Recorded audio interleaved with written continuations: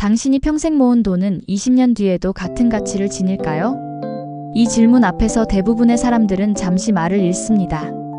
월급이 오르는 속도보다 물가가 더 빠르게 뛰는 세상. 이제 10억 원이면 노후가 안전하다는 말은 더 이상 통하지 않습니다. 스탠퍼드 대학교 경제연구소는 최근 보고서에서 지난 40년간 전 세계 주요 통화의 구매력이 평균 83% 하락했다고 밝혔습니다. 단순히 커피 한 잔의 가격이 오르는 수준이 아니라 인류 전체의 저축 개념이 무너지고 있다는 뜻입니다.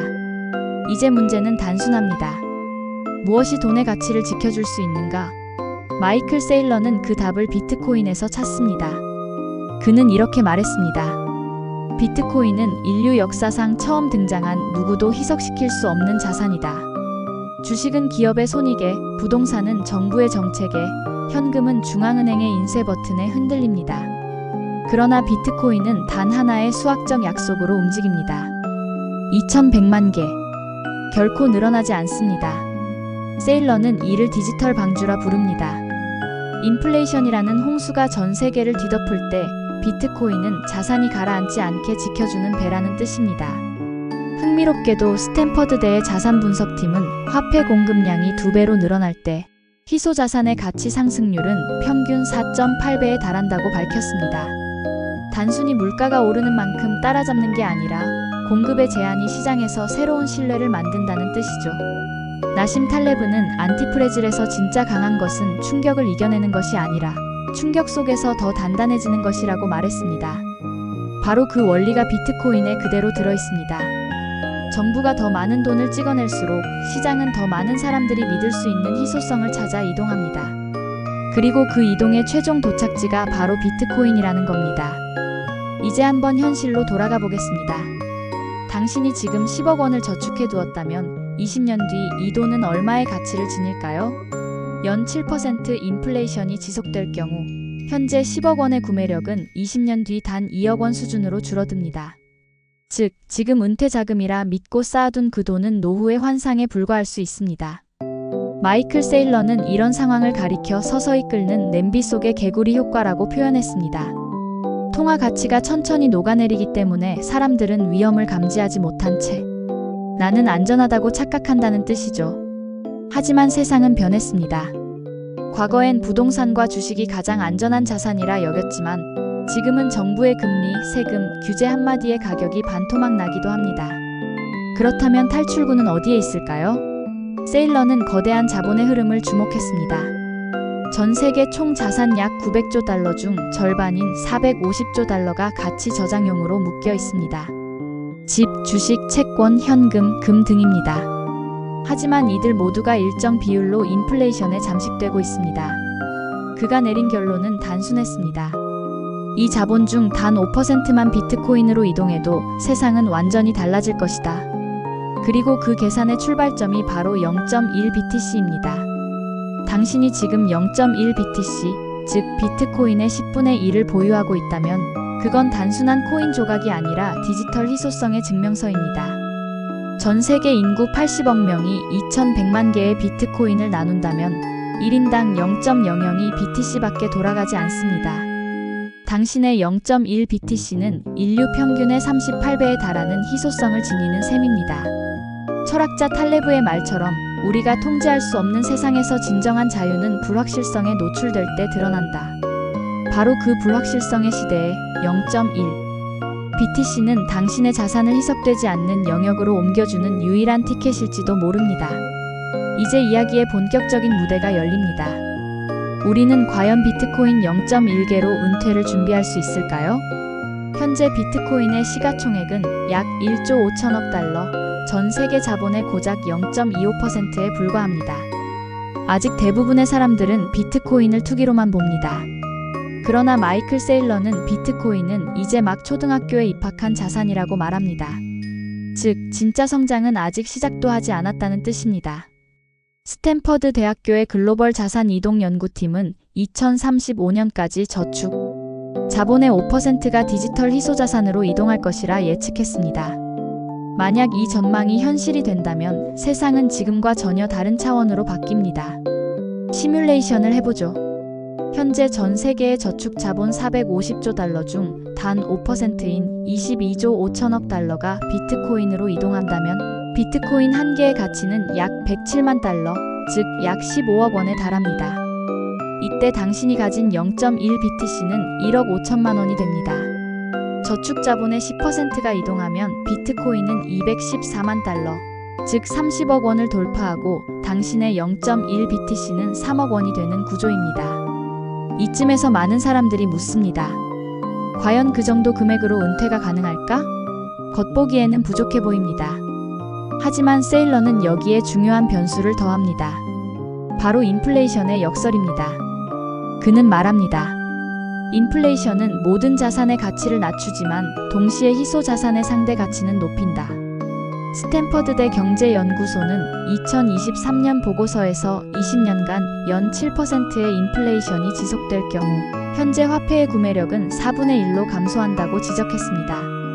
이 말은 곧 오늘의 1억 원이 20년 후에는 실질적으로 2,500만 원의 가치밖에 되지 않는다는 뜻입니다. 반면 비트코인은 인플레이션의 영향을 받지 않습니다. 그 공급량은 물리적으로 제한되어 있기 때문이죠. 이제 계산해 보겠습니다. 저축 자본의 10%가 비트코인으로 이동한 시점에서 1BTC가 214만 달러가 되었다고 가정합시다. 그 후 20년 동안 연 7%의 인플레이션이 지속되면 명목상 21만 달러의 가치를 지닌 0.1 BTC의 실질 구매력은 오늘날의 84만 달러, 약 11억 6천만 원에 해당합니다. 단지 0.1 BTC로 지금의 중상층 은퇴자 수준의 구매력을 유지할 수 있는 셈입니다. 그렇다면 저축 자본의 5%만 이동했을 경우는 어떨까요? 1 BTC가 107만 달러일 때 0.1 BTC는 10만 7천 달러 약 1억 5천만 원입니다. 같은 인플레이션 조건에서 이를 현재 가치로 환산하면 약 5억 8천만 원입니다. 만약 20%가 비트코인으로 이동한다면 0.1 BTC의 현재 가치는 무려 23억 원을 넘습니다. 즉, 당신이 지금 0.1 BTC를 보유하고 있다는 것은 단순히 작은 금액의 투자가 아니라 미래의 인플레이션 파도 속에서 실질 구매력을 보존할 가능성을 확보했다는 뜻입니다. 마이클 세일러는 이를 경제적 생존권의 확보라고 부릅니다. 나심 탈레브의 관점으로 보면 이것은 안티프레질한 포트폴리오의 대표적 사례입니다. 그는 예측할 수 없는 세상에서 살아남는 방법은 불확실성을 피하는 것이 아니라 그것을 내 편으로 만드는 것이다라고 했습니다. 비트코인은 정확히 그 구조를 가지고 있습니다. 정부가 돈을 더 찍어낼수록 비트코인은 상대적으로 더 강해집니다. 세상의 혼란이 커질수록 그것의 가치가 더욱 단단해지는 역설적 자산이죠. 스탠퍼드대 연구진은 이런 비트코인의 구조를 희소성 기반 자기 강화 시스템이라 불렀습니다. 수요가 몰릴수록 가격이 오르고 가격이 오를수록 신뢰가 강화되어 다시 수요가 늘어나는 선순환입니다. 반대로 법정화폐는 공급이 늘어날수록 신뢰가 줄어드는 구조입니다. 이제 질문을 바꿔야 합니다. 비트코인이 오를까? 가 아니라 화폐 가치가 더 떨어지지 않을까? 입니다. 마이클 세일러는 비트코인은 오르지 않는다. 단지 다른 모든 자산이 떨어질 뿐이다 라고 말했습니다. 이어서 이러한 가치 이동이 사회 전반에 어떤 구조적 변화를 가져오며 0.1 BTC를 가진 사람과 그렇지 못한 사람의 인생 궤적이 어떻게 달라지는지를 구체적 사례로 보여드리겠습니다. 마이클 세일러는 앞으로 10년 인류는 두 부류로 나뉠 것이다. 비트코인을 가진 사람과 가지지 못한 사람이라고 단언했습니다. 과장처럼 들리지만 숫자는 냉정합니다. 80억 인구가 2100만 개의 비트코인을 나눈다면 1인당 0.0026 BTC가 돌아갑니다. 즉, 0.1 BTC를 보유한 사람은 이미 평균의 38배 이상을 가진 셈이죠. 희소성은 단순히 숫자의 문제가 아니라 신뢰의 분기점입니다. 스탠퍼드 대학교의 자산 집중화 시뮬레이션 연구 2024에 따르면 공급이 제한된 자산은 시간이 지날수록 보유자 간 불평등을 심화시킨다고 합니다. 하지만 그 불평등의 핵심은 투기가 아니라 정보의 비대칭입니다. 즉, 누군가는 희석되지 않는 자산의 의미를 일찍 이해했고 다른 누군가는 여전히 은행 금리를 믿고 있는 것입니다. 은퇴를 앞둔 세대의 상황을 가정해 봅시다. 어씨는 50세에 0.1 BTC를 매입했습니다. 당시 가격은 약 700만 원이었습니다. 반면 B씨는 같은 돈을 은행 정기예금에 넣었습니다. 20년이 흐른 뒤 인플레이션이 연 7%로 지속되었다면 B씨의 실질 구매력은 4분의 1로 줄어듭니다. 즉 700만 원은 현재 가치로 175만 원이 되는 셈이죠. 반면 어씨의 0.1 BTC는 시가총액 이동률 10% 기준으로 3억 원 이상이 됩니다. 이 차이는 단순한 투자 성과가 아니라 시간을 이기는 구조를 선택했느냐의 문제입니다. 나심 탈레브는 말했습니다. 시간은 가장 냉정한 심판자다. 그것이 무너뜨리지 못하는 것만이 진짜다. 비트코인은 바로 그 심판을 통과한 최초의 디지털 자산입니다. 2009년 이후 15년 동안 단 한 번도 위변조된 적이 없으며 중앙기관의 개입 없이 전 세계에서 24시간 검증되고 있습니다. 이는 단순한 기술적 안정성을 넘어 신뢰의 물리학이라 할 만합니다. 흥미로운 점은 스탠퍼드대 연구팀이 비트코인을 네트워크 기반 신뢰, 시스템 네트워크 마이너스 트러스트 시스템이라 규정했다는 것입니다. 기존 금융 시스템은 사람의 신뢰에 의존합니다. 은행, 정부, 중앙은행이 그 대표죠. 하지만 비트코인은 코드의 신뢰에 의존합니다. 즉, 인간의 감정이나 정치가 개입할 여지가 없는 수학적 투명성 위에서 작동합니다. 이 차이는 위기 때 극명하게 드러납니다. 2020년 팬데믹 당시 미국은 단 12개월 만에 통화량을 40% 늘렸습니다. 주식은 폭등했지만 생활비와 집값도 함께 폭등했습니다. 부자는 더 부자가 되었고 중산층은 더 가난해졌습니다. 반면 비트코인은 2020년 초 7,000달러에서 2021년 말 69,000달러까지 10배 상승했습니다. 시장이 인플레이션에 대한 공포를 어디로 피난시켰는지를 보여주는 실험이었습니다. 이제 당신이 가진 0.1 BTC는 단순히 숫자가 아니라 신뢰 이전권을 상징합니다. 그것은 중앙은행, 정부, 금융기관의 결정에 좌우되지 않는 독립적 자산이며 탈레브가 말한 불확실성 속에서 더 강해지는 구조를 그대로 구현합니다. 즉, 세상의 혼란은 당신의 위험이 아니라 비트코인의 성장 환경이 되는 셈입니다. 마이클 세일러는 인터뷰에서 이런 비유를 남겼습니다. 오늘 당신이 0.1 BTC를 보유한다는 것은 1990년대 초 인터넷 도메인을 산 것과 같다. 그때는 미친 짓 같았지만 시간이 지나자 모두가 그게 상식이 되었다. 실제로 그의 회사 마이크로스트래티지는 보유 비트코인의 장부가가 약 65억 달러지만 시장 가치는 130억 달러를 넘습니다. 그는 기업의 현금 대신 비트코인을 선택했고 그 결정은 4년 만에 회사의 가치를 2배로 끌어올렸습니다. 그렇다면 개인은 어떻게 행동해야 할까요? 세일러는 말합니다. 0.1 BTC는 은퇴의 방패다. 그 이상을 바라보기 전에 최소한의 디지털 생존권을 확보하라. 그는 모든 사람이 백만장자가 될 필요는 없다고 강조합니다. 중요한 것은 돈의 양이 아니라 가치가 지속되는 구조를 갖추는 것입니다. 이제 마지막 파트에서 우리는 이 모든 논의를 한 문장으로 응축할 것입니다. 비트코인 0.1개는 은퇴의 답이 될 수 있는가? 라는 질문에 단순한 예측이 아니라 철학적 통찰과 데이터로 대답해 보겠습니다. 은퇴란 단순히 직장을 떠나는 사건이 아니라 시간과 싸우는 경제적 심판의 날입니다. 평생 모은 돈이 통화가치 하락으로 녹아내릴 때 우리는 늙음보다 먼저 가난을 두려워하게 됩니다. 스탠퍼드 대학교 경제학부는 현대인의 은퇴 불안은 수명 연장이 아니라 화폐의 단명화에서 비롯된다고 분석했습니다. 즉, 돈보다 오래 사는 것이 인간의 새로운 리스크가 된 것입니다.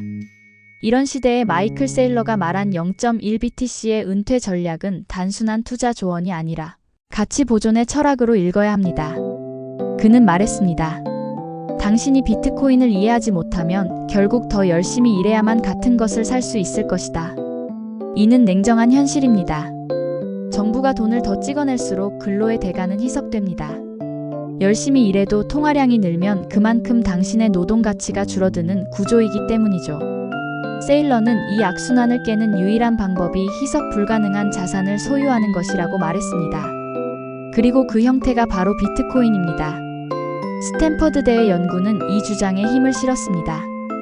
연구진은 비트코인의 공급 제한 모델은 역사상 모든 자산 중 인플레이션 저항성이 가장 높은 구조라고 평가했습니다. 금은 채굴 기술이 발전하면 공급이 늘지만 비트코인은 수학적으로 그 가능성이 0입니다. 더 이상 노력으로 희소성을 무너뜨릴 수 없는 자산이기에 그것은 곧 가치의 최종 피난처가 됩니다. 나심 탈레브는 인간의 모든 위기는 불확실성을 부정할 때 시작된다고 했습니다. 그는 불확실성을 통제하려는 대신 그것을 이용해 성장하는 안티프레질의 개념을 제시했습니다. 비트코인은 정확히 그 철학의 구현체입니다. 정부의 정책, 금리, 전쟁, 위기 같은 외부 충격이 커질수록 오히려 그것의 가치는 강화됩니다. 즉, 세상의 불확실성이 클수록 당신의 0.1BTC는 더 단단해지는 것입니다. 이제 시뮬레이션을 다시 떠올려 봅시다. 저축 자본의 5%만 비트코인으로 이동해도 0.1BTC의 가치는 약 1억 5천만 원, 10% 이동 시 3억 원, 20% 이동 시 23억 원 이상입니다. 여기에 인플레이션을 고려하면 실질 구매력은 현재 가치로 각각 5억 8천만 원, 11억 6천만 원, 23억 원을 웃돌게 됩니다. 이 수치는 노후 자금이라는 개념을 완전히 재정의합니다. 세일러는 비트코인을 디지털 시대의 방주라 부릅니다. 종이돈의 바다가 출렁일 때 0.1BTC는 그 위를 건널 수 있는 작은 구명정이 됩니다.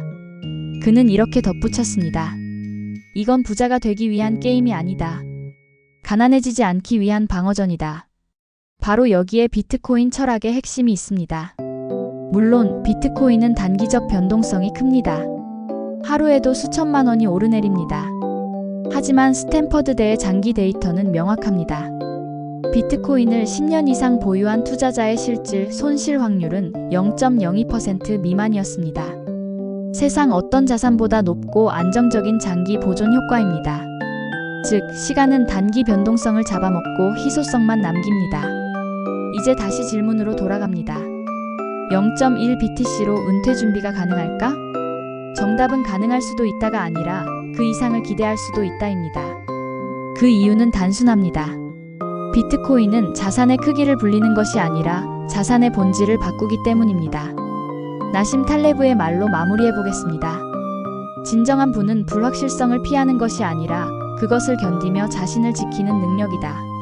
세일러의 0.1BTC 전략은 바로 그 능력을 개인에게 되돌려주는 도구입니다. 당신이 가진 비트코인의 양이 적더라도 그것이 희석되지 않는다는 사실만큼은 절대적입니다. 결국 은퇴는 숫자의 문제가 아니라 구조의 문제입니다. 인류가 선택한 첫 번째 희석 불가능한 자산 비트코인. 그중 단 0.1BTC만으로도 당신은 이미 새로운 경제 질서의 문 앞에 서 있습니다. 그리고 그 문을 여는 열쇠는 화려한 부가 아니라 시간 앞에서도 녹슬지 않는 희소성입니다. 그것이 바로 마이클 세일러가 말한 마지막 방주의 진정한 의미입니다. 구독과 좋아요로 함께 성장합시다. 감사합니다.